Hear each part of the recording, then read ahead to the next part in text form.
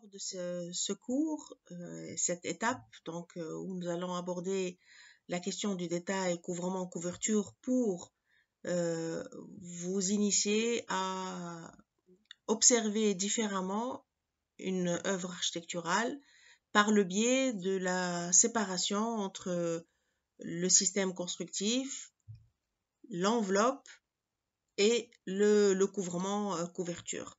Alors, nous avons vu dans le cours précédent, avec le système constructif, qui pouvait être clavé, qui pouvait être droit, qui pouvait être réticulé ou combiné, c'est-à-dire qu'on pouvait avoir un système qui travaille à la compression, mais avec un matériau en fente d'acier et réticulé, c'est-à-dire allégé, avec une structure allégée, etc., etc.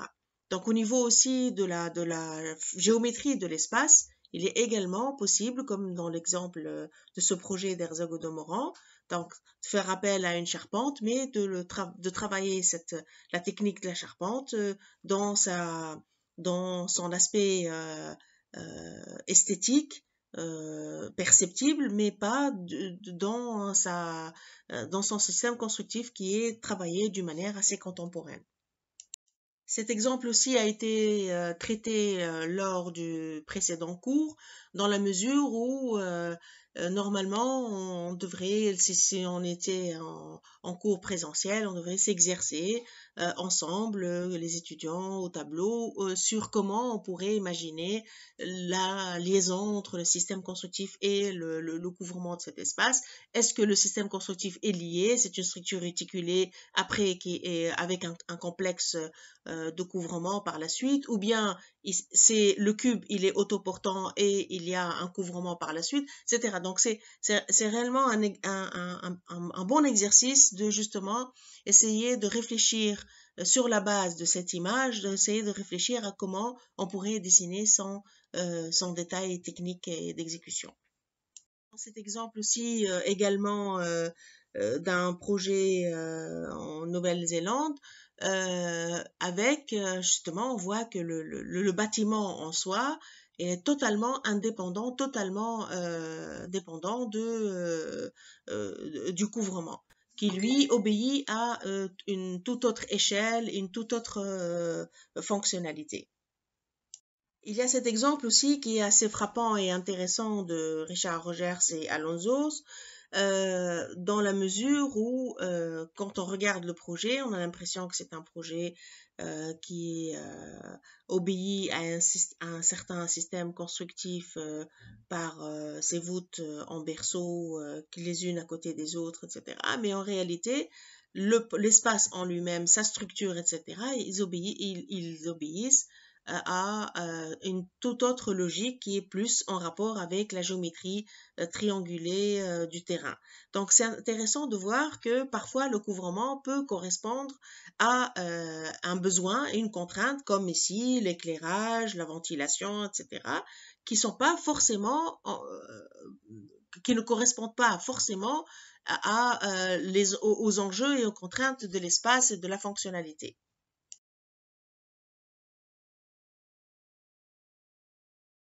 C'est en cela que les couvrements en voûte sont des couvrements intéressants, dans la mesure où avant c'était pas uniquement une question de couvrement, parce que c'était aussi un système constructif autoportant, mais c'est aussi un couvrement qui définissait un espace.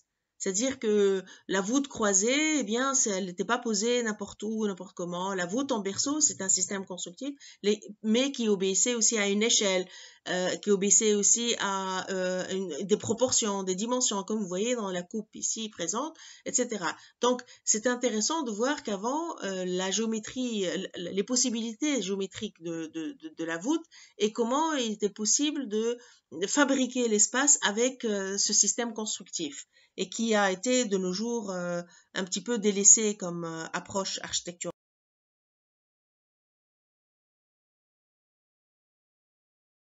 De plus en plus, on voit aujourd'hui, comme en Espagne ou comme la voûte au CNIT en France, dessinée par Zerfus, qui a été un architecte aussi pendant la période de la reconstruction avec Jacques Marmé, etc. Et donc on voit comment la voûte aussi a été l'objet d'une interprétation contemporaine, l'objet de réflexion sur comment elle pouvait être interprétée selon une géométrie complexe, comment elle pouvait couvrir un grand espace, selon quelle échelle, c'est-à-dire que c'est pas uniquement l'approche de la voûte classique que l'on connaît qui obéit à une certaine contrainte constructive.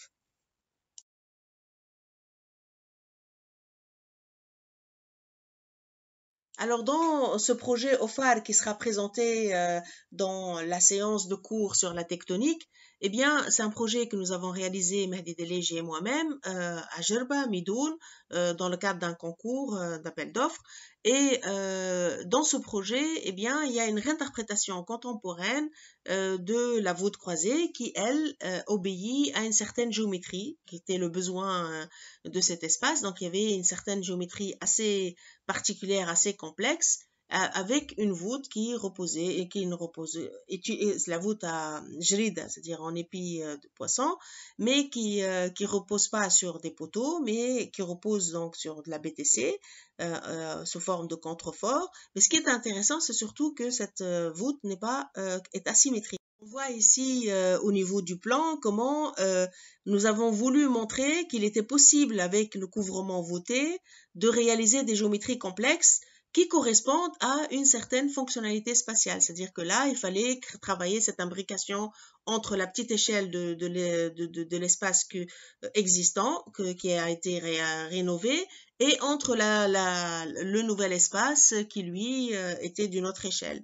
Donc, on a montré, c'est dans ce sens qu'on a travaillé sur une certaine asymétrie au niveau de la voûte. Donc la question du couvrement peut être un enjeu. On voit ici dans le pavillon du Portugal à Lisbonne en 98, comment la performance du béton, comment dans sa perception, c'est-à-dire quand on perçoit le projet, on a l'impression que c'est une toile tendue, alors que ça a été travaillé en béton.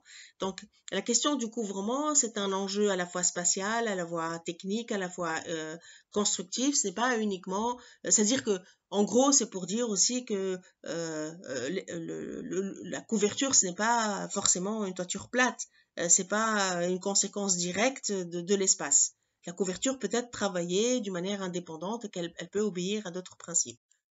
Donc là, vous allez voir le détail constructif et son extrapolation dans son rapport avec la question du couvrement. Donc là, c'est des travaux d'étudiants de 4e année où il leur est demandé de dessiner un détail. Je leur donne un détail existant et à partir de ce détail, ils vont le redessiner. Donc ils vont le comprendre, ils vont le réinterpréter et ils essaient de l'extrapoler pour retravailler un détail qui leur est propre dans leur propre projet en cours dans l'atelier. D'ailleurs, je vous invite et vous serez invité à faire ce même travail peut-être d'une manière un peu plus simple et un peu moins complexe. Mais l'idée, c'est de montrer comment la question de l'extrapolation permet justement de mieux intégrer ce que l'on a observé, ce qu'on en a compris et surtout avec ce point d'entrée de la question du couvrement.